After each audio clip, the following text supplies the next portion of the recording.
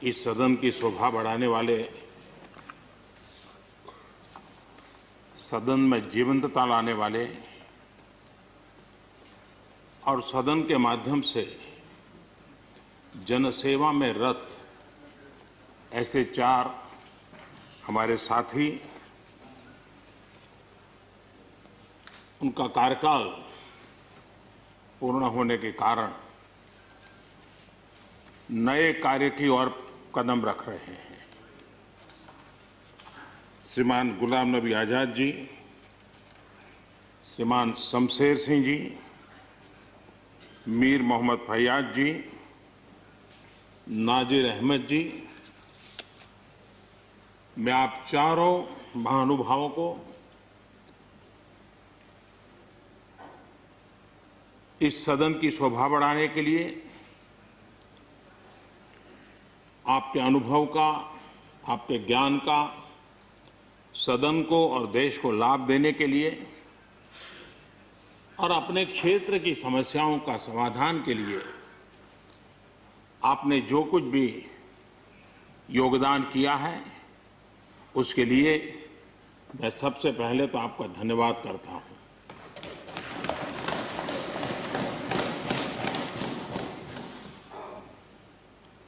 मीर मोहम्मद जी और नाजिर अहमद जी, ये दोनों ऐसे साथी,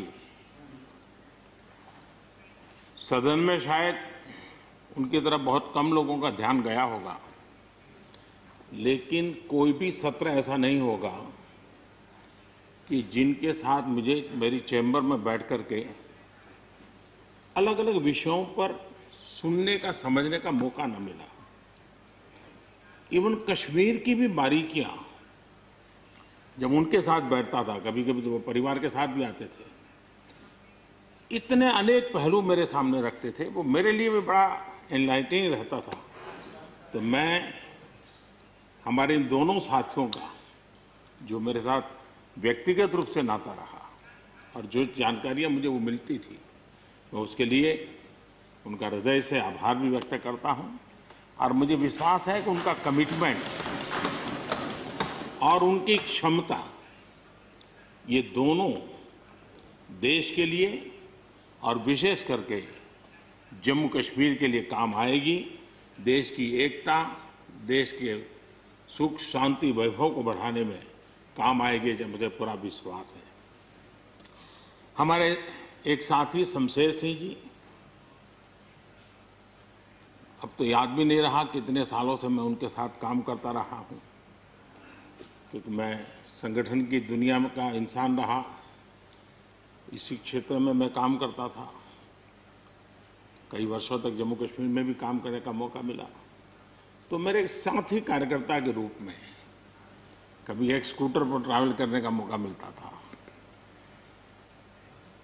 बहुत छोटी आयु में जो इमरजेंसी में जेल में गए, उसमें शमशेर सिंह जी थे।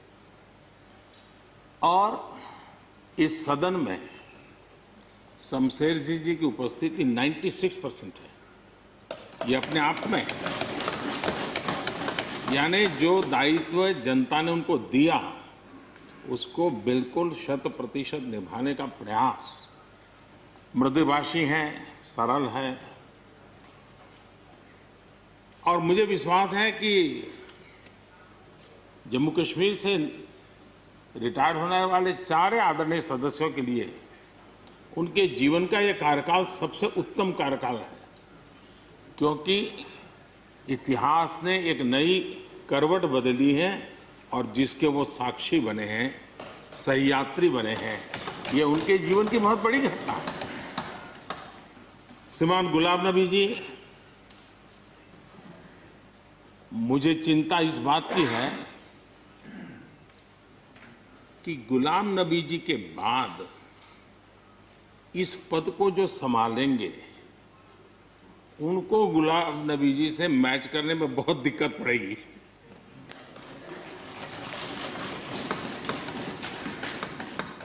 क्योंकि गुलाम नबी जी अपने दल की चिंता करते थे, लेकिन देश की और सदन की भी उतनी ही चिंता करते थे। ये छोटी बात नहीं है जी, ये बहुत बड़ी बात है। वरना अपोजिशन के लीडर के रूप में अपना दबदबा पैदा करना, ये सब मोह किसी को भी हो सकता है, लेकिन उन्होंने सदन से, मैं शरद पवार जी को भी इसी कैटेगरी में रखता हूं, वे सदन की और देश की चिंता को प्रायोरिटी देने वाले नेताओं में से रहे। गुलाम नबी जी ने बखूबी इस काम को निभाया है। मुझे याद है इस कोरोना काल में मैं एक फ्लोर लीडर्स की मीटिंग कर रहा था, तो उसी दिन गुलाम नबी जी का फोन आया। तो मोदी जी, तो ठीक है आप करते हैं, लेकिन आप एक काम कीजिए, सभी पार्टी लीडर्स की मीटिंग जरूर बुलाइए। मुझे अच्छा लगा कि उन्होंने पार्टी लीडर्स के साथ, सभी पार्टी अध्यक्षों के साथ बैठने का मुझे सुझाव दिया, और मैंने उस मीटिंग को किया भी। वो गुलाम नबी जी के सुझाव पर किया था, और मुझे कहने में, यानी इस प्रकार का संपर्क, और उसका मूल कारण है कि उनको दोनों तरफ का अनुभव रहा है, सत्ता दल का भी और विपक्ष का। 28 साल कार्यकाल, ये अपने आप में बहुत बड़ी बात होती है जी। बहुत साल पहले की बात है, शायद अटल जी की सरकार होगी, मुझे याद नहीं रहा। मैं यहाँ सदन में किसी काम से आया था, मैं तो तब राजनीति में नहीं था, यानी ये इलेक्टोरल पॉलिटिक्स में नहीं था, मैं संगठन का काम करता था। तो मैं और गुलाम नबी जी ऐसे ही लॉबी में गप्पे मार रहे थे। अब जैसा पत्रकारों का स्वभाव रहता है, बराबर नजर लगाए बैठे थे कि ये दोनों का मेल कैसे हो सकता है। हम हंसी खुशी से बातें कर रहे थे, तो हम जैसे ही निकले तो पत्रकारों ने घेर लिया। गुलाम नबी जी ने बहुत बढ़िया जवाब दिया था। वो जवाब हम लोगों के लिए बहुत काम आने वाला है। उन्होंने कहा, भाई देखिए, आप लोग हमको अखबारों में या टीवी माध्यमों में या पब्लिक मीटिंग में लड़ते झगड़ के देखते हो, लेकिन सचमुच में इस छत के नीचे हम जैसे एक परिवार का वातावरण कहीं नहीं होता है। इतनी हमारी आत्महत्या होती है, इतने सुख दुख होते हैं। ये जो स्पिरिट है, वो स्पिरिट अपने आप में बहुत बड़ी बात होती है। गुलाम नबी जी का एक शौक शायद बहुत कम लोगों को पता होगा, और कभी उनके साथ बैठोगे तो बताएंगे। हम सरकारी बंगलों में रहते हैं, तो बंगले की दीवारें, अपना सोफा सेट, उसी के आसपास हमारा दिमाग रहता है। लेकिन गुलाम नबी जी ने उस बंगले में जो बगीचा बनाया है, यानी एक प्रकार से कश्मीर की घाटी की याद दिला दे, ऐसा बगीचा बनाया है। और इसका उनको गर्व भी है। वो समय देते हैं, नई नई चीजें जोड़ते हैं, और हर बार जब कंपटीशन होती है तो उनका बंगलो नंबर 1 ले आता है। यानी अपने सरकारी जगह को भी कितने प्यार से संभालना, यानी बिल्कुल मन से उन्होंने इसको संभाला है। जब आप मुख्यमंत्री थे, मैं भी एक राज्य का मुख्यमंत्री के नाते काम करता था, हमारी बहुत गहरी निकटता रही उस कालखंड में। शायद ही कोई ऐसी घटना मिल सकती है कि जबकि हम दोनों के बीच में कोई संपर्क सेतु न रहा। एक बार गुजरात के यात्री, क्योंकि जम्मू कश्मीर में जाने वाले टूरिस्ट में गुजरात बहुत बड़ा नंबर रहता है, और टेररिस्टों ने पर हमला कर दिया। करीब 8 लोग शायद मारे गए। सबसे पहले गुलाम नबी जी का मुझे फोन आया।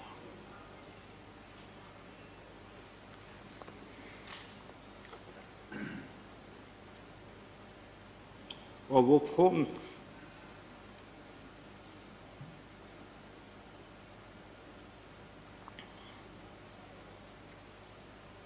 सिर्फ सूचना देने का नहीं था,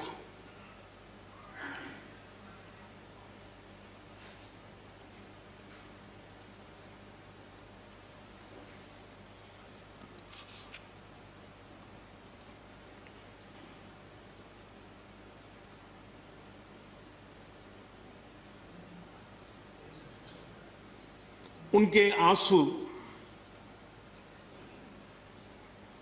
रुक नहीं रहे थे। फोन पे उस समय प्रणब मुखर्जी साहब डिफेंस मिनिस्टर थे। मैंने उनको फ़ोन किया, मैंने कहा साहब अगर फोर्स का हवाई जहाज मिल जाए डेड बॉडी को लाने के लिए। रात देर हो गई थी। प्रणब मुखर्जी साहब ने कहा आप चिंता मत कीजिए, मैं करता हूं व्यवस्था। लेकिन रात में फिर गुलाम नबी जी का फोन आया। वे एयरपोर्ट थे।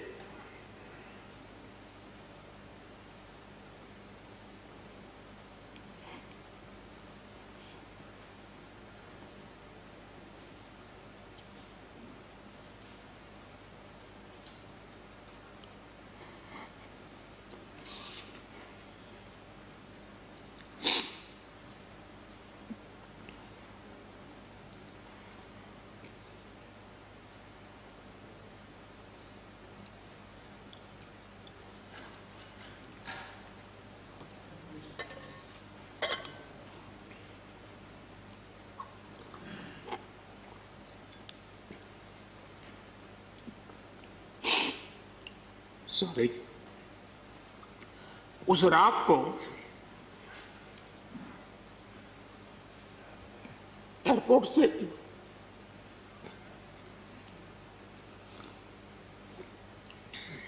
उन्होंने मुझे फोन किया और जैसे अपने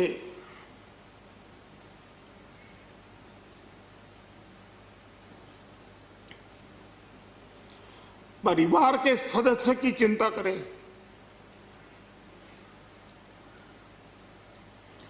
वैसी चिंता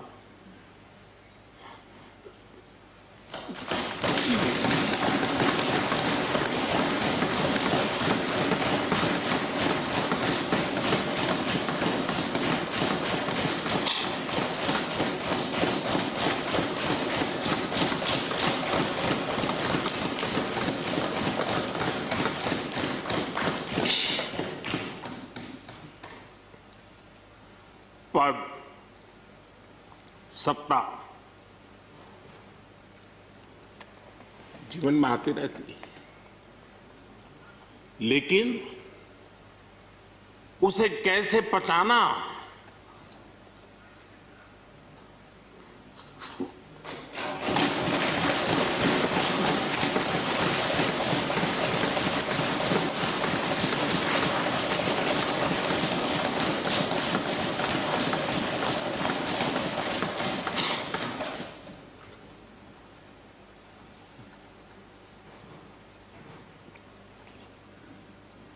मेरे लिए बड़ा भावुक पल था।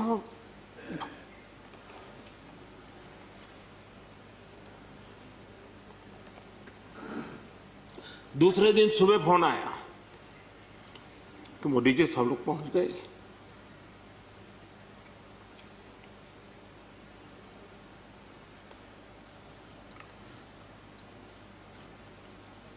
इसलिए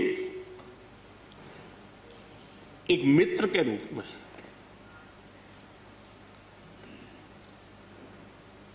गुलाम नबी जी को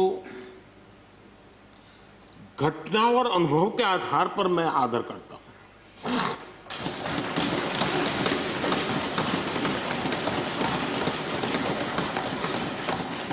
और मुझे पूरा विश्वास है कि उनकी सौम्यता, उनकी नम्रता, इस देश के लिए कुछ कर गुजरने की उनकी कामना, वो कभी उनको चैन से बैठने नहीं देगी।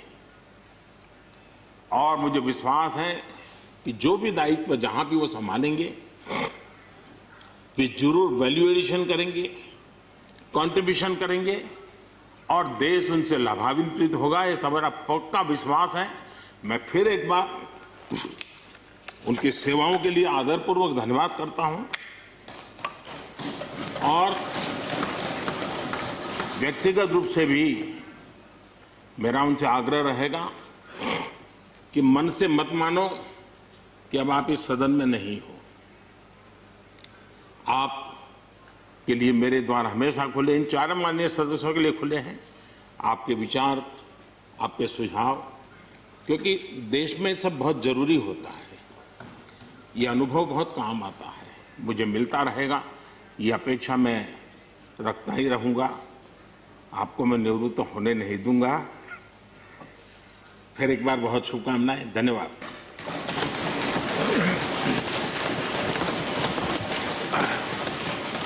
धन्यवाद प्रधानमंत्री जी। श्री शरद पवार जी।